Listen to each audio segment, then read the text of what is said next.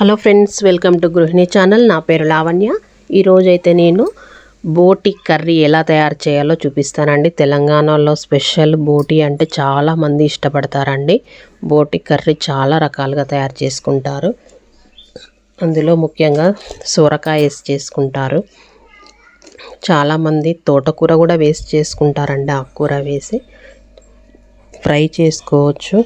చాలా రకాలుగా తయారు చేసుకోవచ్చు బోటిని. అయితే ఈరోజు నేనైతే బోటి ఎలా తయారు చేయాలో మీకైతే చూపిస్తాను. బోటి క్లీన్ చేసేసుకొని మంచిగా ఆయిల్ వేసేసుకోవాలి. కుక్కర్లో వండుకోవాలి ఇదైతే, లేకపోతే ఉడకదండి. దీంట్లో కట్ చేసి పెట్టిన ఆనియన్స్ వేస్తున్నాను. మంచిగా దోరగా వేగాలి ఆనియన్స్. స్పైసీగా చేసుకోవచ్చు, చాలా బాగుంటుంది టేస్ట్. పసుపు వేసుకోవాలి. ఆనియన్స్ వేగాక అల్లం వెల్లుల్లి పేస్ట్ వేసుకోవాలి. సాధారణంగా అల్లం వెల్లుల్లి పేస్ట్ నాన్ వెజ్లో ఎక్కువ వేసుకుంటాం కదా, దీంట్లో ఇంకా ఎక్కువ వేసుకోవాలి. 2 స్పూన్స్ కారం వేసాను. బాగా కలిపి తర్వాతకి మనము క్లీన్ చేసి పెట్టుకున్నటువంటి బోటి వేసుకోవాలి.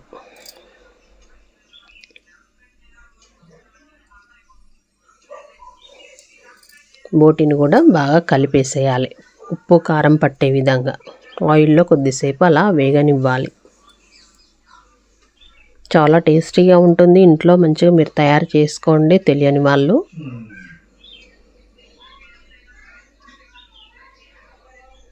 స్మెల్ వస్తుందని చాలామంది ఇష్టపడరండి ఈ వంటని. ఇలా చేసుకుంటే చాలా బాగుంటుంది, స్మెల్ కూడా రాదు. మటన్ కర్రీ ఉన్నట్టే ఉంటుంది. 2 స్పూన్స్ అయితే నేను సాల్ట్ వేసాను. బాగా వేగనియాలి, హై ఫ్లేమ్లో పెట్టుకోవాలి.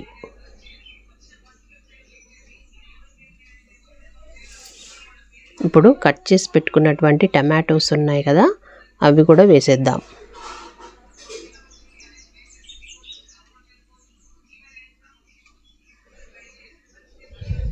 టమాటాలు బాగా మగ్గిపోవాలి కూరలో.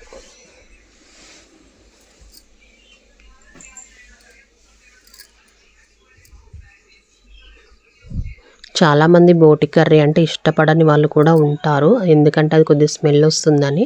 క్లీన్ చేసుకునేటప్పుడు నీట్గా క్లీన్ చేసుకొని మంచిగా స్పైసీగా చేసుకుంటే, కొద్ది మసాలాలు ఎక్కువ వేసి చేసుకుంటే చాలా బాగుంటుంది. కొద్దిసేపు మగ్గనిద్దామండి. టమాటాలు వేసాం కదా, ఒక 10 మినిట్స్ తర్వాత చూడండి బాగా మగ్గిపోయాయి.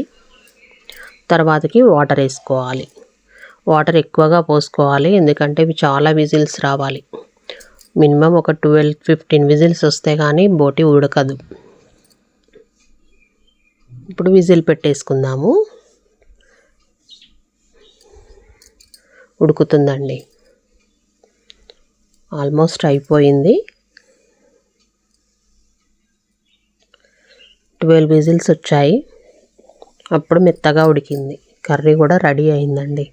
ఇప్పుడు దీన్ని మనం వేరే బౌల్లోకి తీసుకుందాం.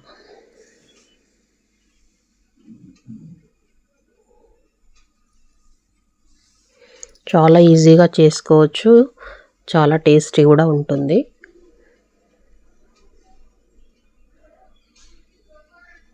గ్రేవీ చక్కగా చిక్కగా వచ్చేసింది.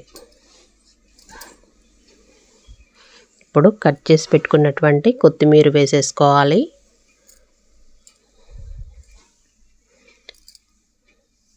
ఒక 1.5 స్పూన్ ధనియాల పొడి వేస్తున్నాను.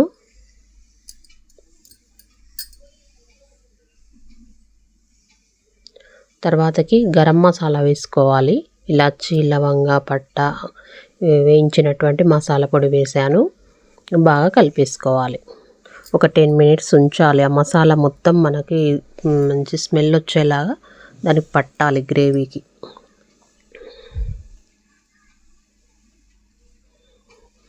రెడీ అయిపోయిందండి ఆల్మోస్ట్. చాలా టేస్టీగా ఉంటుంది. మీరు కూడా ఒకసారి ట్రై చేసి చూడండి ఈ విధంగా.